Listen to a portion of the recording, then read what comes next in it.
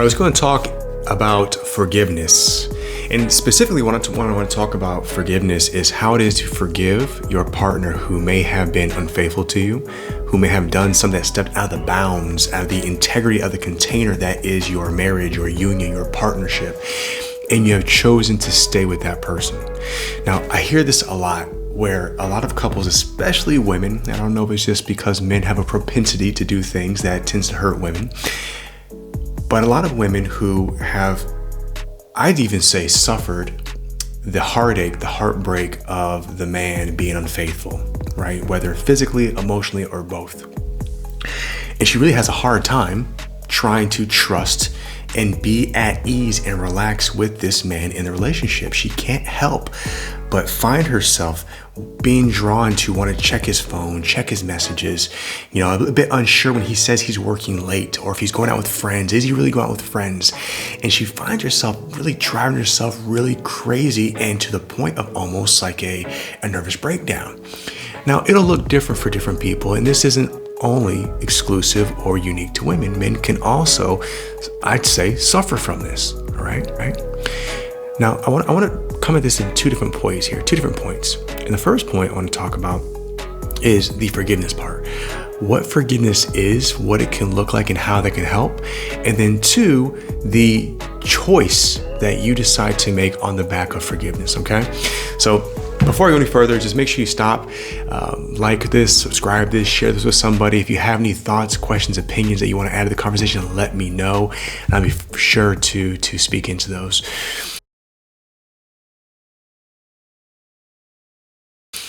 So the first thing as it pertains to forgiveness. Now, forgiveness is an interesting thing because a lot of us hold forgiveness as something that typically someone needs to do for us, right? So let's go to this scenario where the man has been unfaithful to his wife, okay?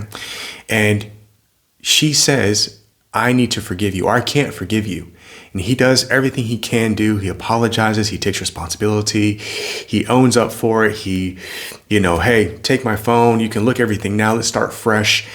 And yet and still, she still may find herself really, really, really in a difficult place to actually forgive. And in that's going to be the part where we get to examine that a little bit more. And there's two parts to that as well. The first part is the forgiveness that she would like to have for her husband. She chose to stay with him. But the other part that can be a bit more subtle and even a bit more sneaky is a forgiveness for herself. Sometimes we don't even recognize we put a lot of blame on ourselves for not maybe putting a boundary down. Or maybe we feel guilty because our partner did something. Maybe we felt like we didn't offer enough excitement, enough sensuality, enough sexuality. Maybe I got boring. Could be a variety of reasons why, where I start taking responsibility for why it is my partner may have been unfaithful. And oftentimes, because we're focused on the main action of our partner doing something explicitly or specifically outside of our marriage, it's easy to focus the attention on that and saying, I need you to make it right. So yes, I've heard you apologize, but I still can't forgive you yet. And we hold on to that. And oftentimes that holding on, a big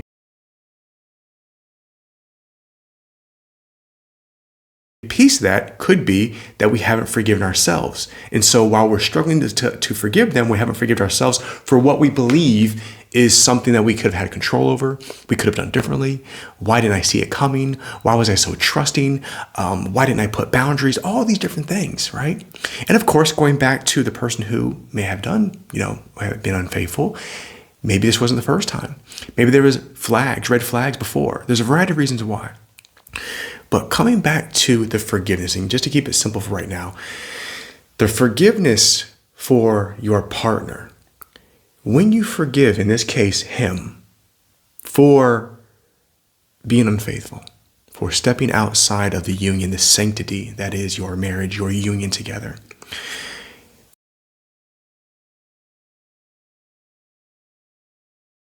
forgiving him does not make the action okay. And oftentimes this is where I see this getting confused, where we hold on to this, where we don't want to forgive because if we feel like we forgive you for doing it, somehow I'm going to tell you it's okay and it can happen again. And of course, we don't want that to happen again. We don't want to get hurt again. We don't want to be, taken advantage of. We don't want to be made a fool. We don't want to be, left alone in this. And so we hold on to this because we feel that it's going to make their actions right. And that's the contrary, right? Forgiving someone for making an action that is not aligned with you, that is not aligned with your marriage, your union, what you two have agreed to, is very, very different than saying the action is not okay. And this is where both partners get to be very, very clear on setting what the standards are, the values are, what are the agreements, and what is the consequence for not completing the said action. In this case, being unfaithful. Okay. And so in that spot, if you find yourself feeling like, okay, well, I don't want to forgive this person because if I do, it's going to make it right. It's going to make it okay. It doesn't.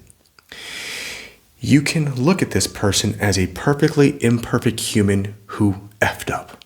Right. And again, there's a variety of reasons why or how this happens. And I can't cover all of this.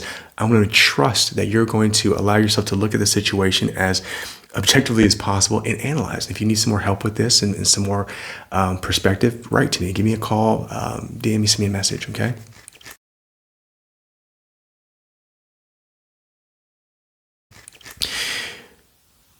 But being able to forgive your partner for being unfaithful, for example, isn't making the action okay. It's not condoning it.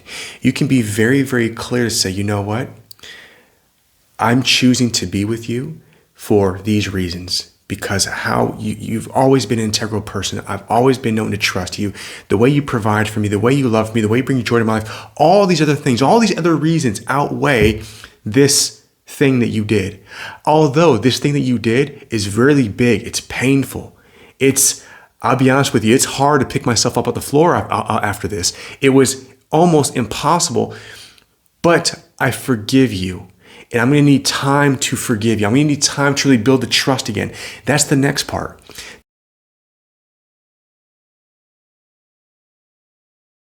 The next part is once you forgive, doesn't mean that all of a sudden the trust comes back. Doesn't mean that all of a sudden you're not going to be skeptical. It just means that you can be aware of your skepticism, be aware of your hurt because it's valid. Somebody broke your trust.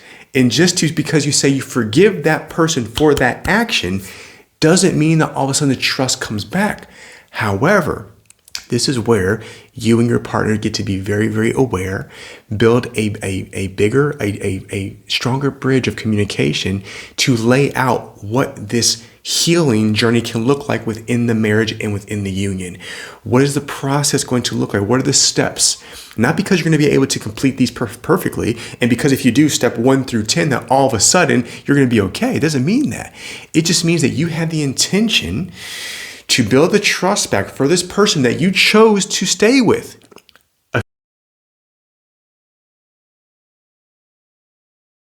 Assuming you chose to stay with him. If you choose to leave, that's a different conversation. But I'm specifically focusing on the one who chooses to stay. Why? Because I see this a lot, especially with the woman in the relationship, where she holds on this almost indefinitely. And years can go by, decades can go by, and she uses this as a reference point as to why it is still today she has a hard time trusting. And that trust spiders off.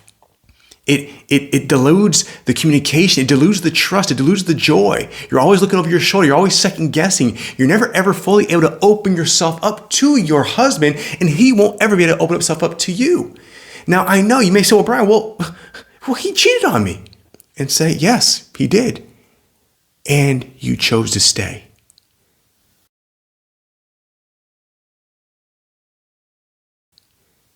And I'm not saying that as a punishment. I'm not saying that choosing to stay, again, makes the action okay. What I'm saying is if you choose to stay, you are now choosing how it is that you want to be in relationship with your husband and with yourself. You have to ask yourself, do you feel good? Do you feel alive? Do you feel sexy? Do you feel powerful? Do you feel valued? Do you feel supported? Do you feel free? Do you feel confident? Do you feel like you can go to the end of the world with this man? If you don't feel that way and you would like to feel that way, then one of two things have to happen. You need to be very, very, very intentional about what the healing process looks like.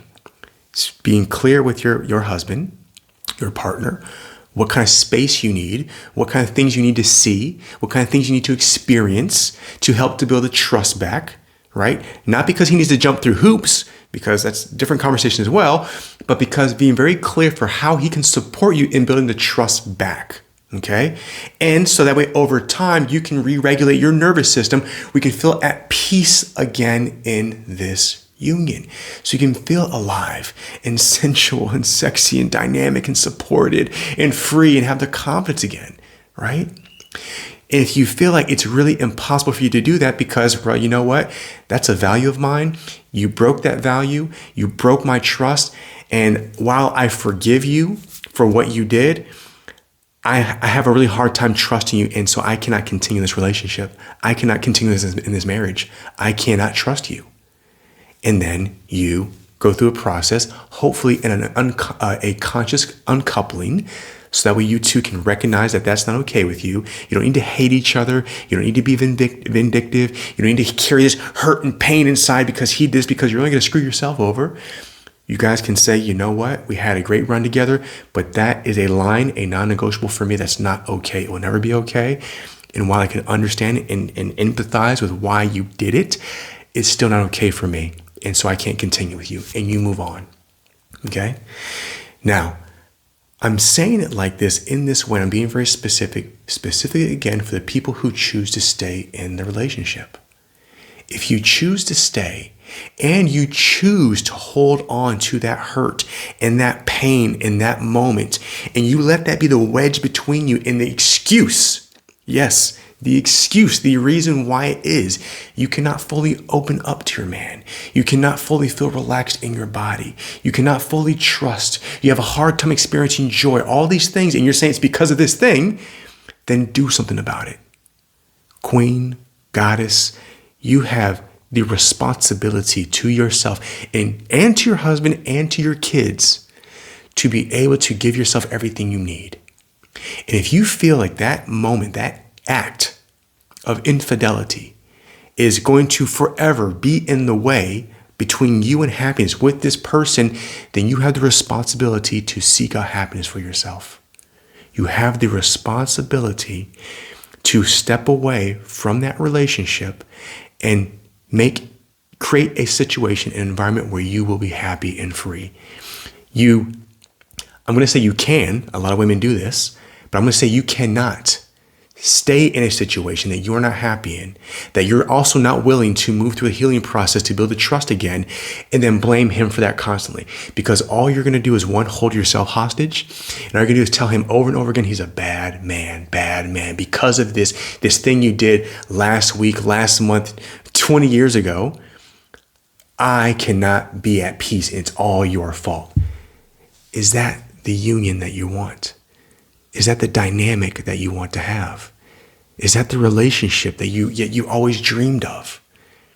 We're not perfect. Life isn't perfect. Nobody is perfect. And again, this is not to say his action is a question of right or wrong or good or bad. We're going to assume that in this scenario that stepping outside the marriage is what we'll call bad. It's not acceptable behavior for a union in an agreed upon relationship that was considered monogamous, right? So it's not okay. Now you get to choose to what degree it is you want to be in relationship with this man or somebody else. But oftentimes,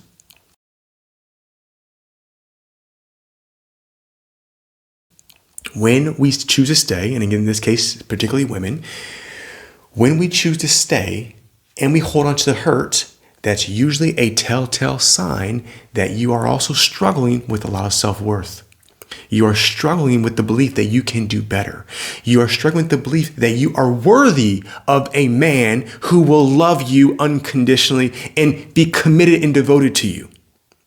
You may not recognize that here, but somewhere energetically, emotionally, you are holding on to that belief that you cannot do better, you don't deserve better.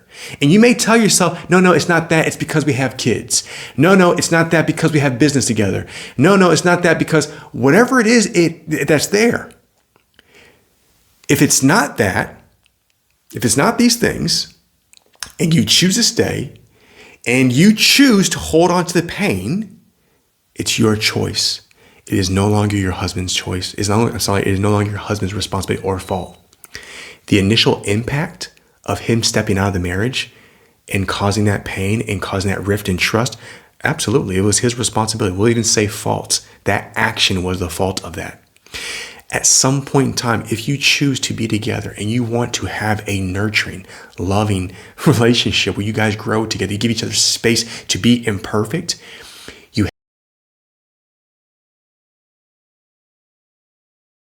you have to initiate a healing process.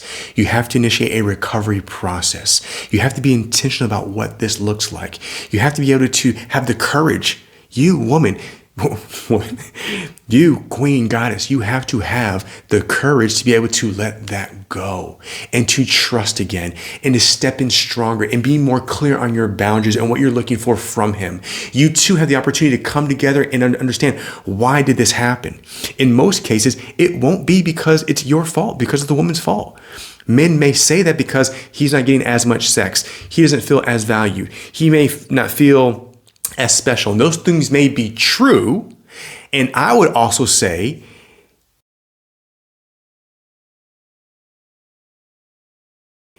while those things are true, a man can be integral to himself and his needs and not break the sanctity of the bond that he has with his woman.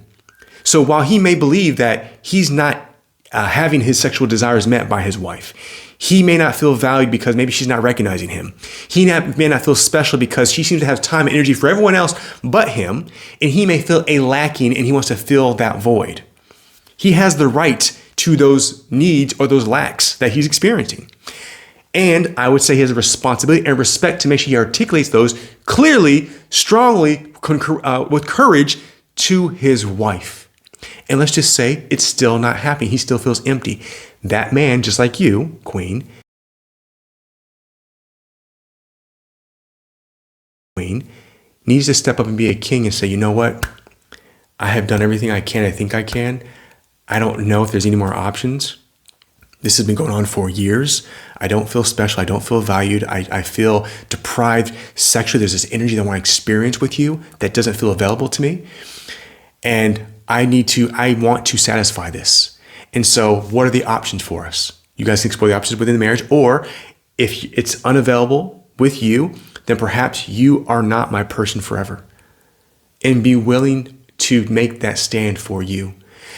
But not wanting to make that very difficult decision, not wanting to have that difficult conversation, and then choosing to break the sanctity, the trust of that union that you have, even if you aren't having your needs met, that is not being a king. That is not being your integrated masculine. And I would go so far as to say that is not okay.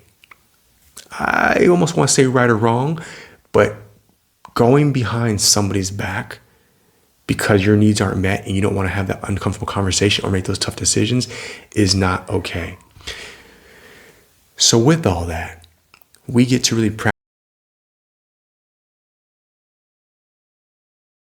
practice conversations, open conversations, even before these things become a problem. Because oftentimes when we have infidelity, sometimes it just seems like the easier thing to do. You know, I don't want to have the hard conversation where I tried, or maybe I was passive aggressive, or maybe I had this weird energy and I felt awkward. I don't want to be seen as weird. I don't want to get rejected. So I didn't have the conversation with my partner. So I got it somewhere else. All that is an opportunity when you start to feel that, before you step outwardly, come back together and see what the opportunity is to have these uncomfortable conversations for the sake of growth, for the sake of building and growing together, for the sake of being more authentic with each other, for the sake of being more free. All right? The opportunity is there. The soil is rich for this if you're willing to do that. And so if it does get to a point in time where infidelity does happen, again, you have the choice. Let this be the shakeup that you two needed to come together and have these conversations and grow together and evolve together and move forward. Or say, you know what? This is not okay. I'm going to walk away from this because you know what? I deserve to be happy, and so do you. I forgive you. I don't think what you did is okay, but I'm also not going to hold on to this hate for you. I'm not going to hold on to this hate for myself because I am worthy. I'm worthy of someone who's going to be committed to me. I'm worthy of someone who's going to be devoted to me. I'm worthy of someone who's going to be honest with me. I deserve someone who's going to be completely open and have the courage to show themselves to me. I deserve a man who is willing to hurt my feelings with the truth, but who will not step out of the relationship. That's what I deserve, and you have not proven to be that man. So while I'm grateful for everything that you have done for me, I'm grateful for the life we have built together, our time has come to an end. Thank you, I love you, and I'll see you later.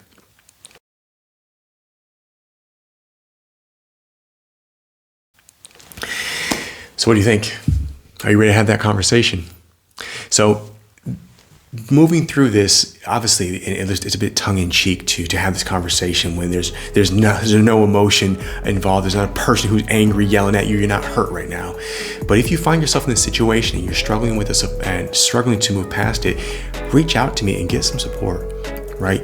Sometimes these conversations will be almost impossible with just the two of you because there is so much emotion involved. And so being able to have a third person to come in there and objectively help you guide the conversation and guide the hurt and leave space for healing and set out a blueprint for the healing process, the recovery process, is what's going to be required. Or you can do what most people do and try to dig it out by themselves and end up causing more damage and causing more pain. Or they try to ignore it, they try to forget about it while it's still sitting there rotting, stinking in the background. There's no one way to do this, but I would say there is a right way to do this. And the right way to do this is with love and respect for yourself first, and love and respect for your partner to give the relationship, the union, the best chance possible. Peace, love, and respect. I love you. Have an amazing day. Be powerful. Be beautiful.